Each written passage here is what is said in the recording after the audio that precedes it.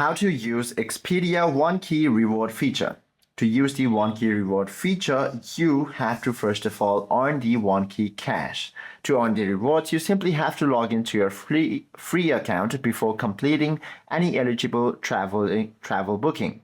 Every $1 of OneKeyCash you earn translate to $1 toward future traveling savings. So you can earn rewards on hotels, vacation rentals, rental cars, activities, and cruises.